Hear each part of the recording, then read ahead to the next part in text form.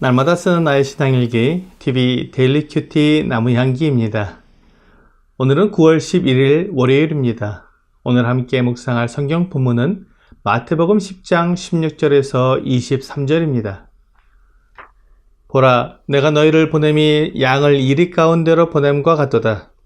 그러므로 너희는 뱀같이 지혜롭고 비둘기같이 순결하라. 사람들을 삼가라. 그들이 너희를 공회에 넘겨주겠고 그들의 회당에서 채찍질을 하리라. 또 너희가 나로 말미암아 총독들과 임금들 앞에 끌려가리니 이는 그들과 이방인들에게 증거가 되게 하려 하심이라. 너희를 넘겨줄 때에 어떻게 또는 무엇을 말할까 염려하지 말라. 그때에 너희에게 할 말을 주시리니 말하는 이는 너희가 아니라 너희 속에서 말씀하시는 이 곧 너희 아버지의 성령이시니라. 장차 형제가 형제를 아버지가 자식을 죽는 데 내주며 자식들이 부모를 대적하여 죽게 하리라. 또 너희가 내 이름으로 말미암아 모든 사람에게 미움을 받을 것이나 끝까지 견디는 자는 구원을 얻으리라. 이 동네에서 너희를 박해하거든 저 동네로 피하라. 내가 진실로 너희에게 이르노니 이스라엘의 모든 동네를 다 다니지 못하여서 인자가 오리라. 주 예수님은 제자들을 이스라엘의 여러 마을들로 보내시면서 그들이 당할 어려움과 고난을 미리 내다보셨습니다.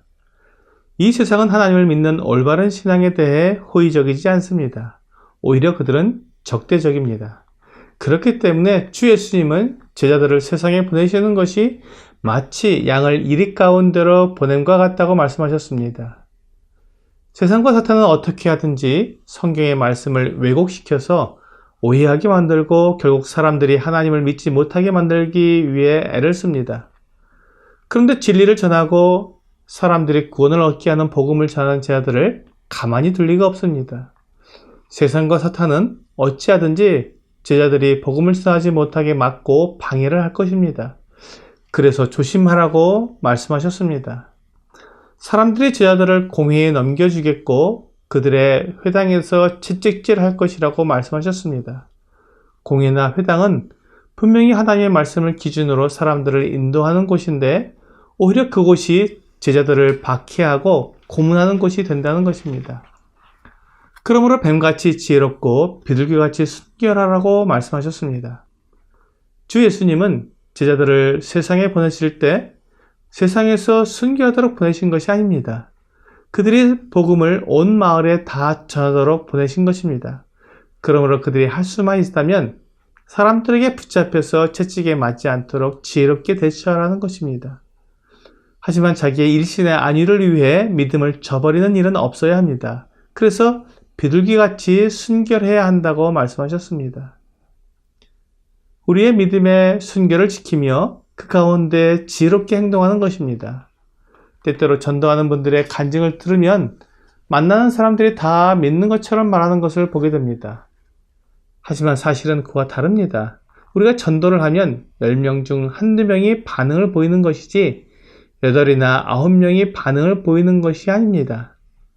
또한 세상이 복음을 기다리고 있는 것처럼 말씀을 하는 분도 있습니다.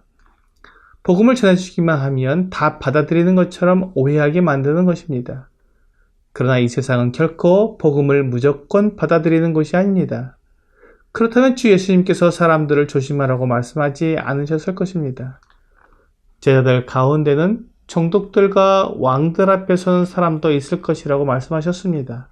그렇게 되었을 때 그들을 두려워하지 말라고 말씀하십니다. 하나님은 그 사람들에게도 복음을 전하기 위해 그렇게 인도하신다는 것입니다. 그래서 담대하게 총독들이나 왕들 앞에서 하나님의 말씀을 전하라고 말씀하셨습니다. 이렇게 나를 위협하고 두려운 상황 속에서 어떤 말을 해야 할지 모를 때가 있습니다. 그럴 때 하나님의 성령께서 우리를 도우신다고 주님께서 약속해 주셨습니다. 총독들과 같은 이방인들에게도 또 왕들과 같은 교만하고 하나님을 두려워하지 않는 사람들에게도 복음을 전해야 하기 때문에 하나님께서 그들에게 제자들을 보내시지만 그때 무슨 말을 할 것인지 성령께서 생각나게 해주시기 때문에 두려워하지 말라고 말씀하십니다. 성령님께서는 우리에게 성경을 기억나게 하시고 우리가 들었던 하나님의 말씀을 생각나게 도와주실 것입니다. 그리고 적당한 대답을 하도록 우리에게 지혜를 주실 것입니다. 하나님은 결코 우리를 홀로 두지 않으십니다. 제가 언젠가 외국에 다녀올 일이 있었는데 돌아온 비행기에서 외국인과 대화를 나누었습니다. 마침 그 사람도 저와 같은 방향이었기 때문에 공항에서 집으로 오는 리무진 버스에도 같이 타게 되었습니다. 그 외국인과 대화를 나누다가 그에게 전도를 하게 되었습니다.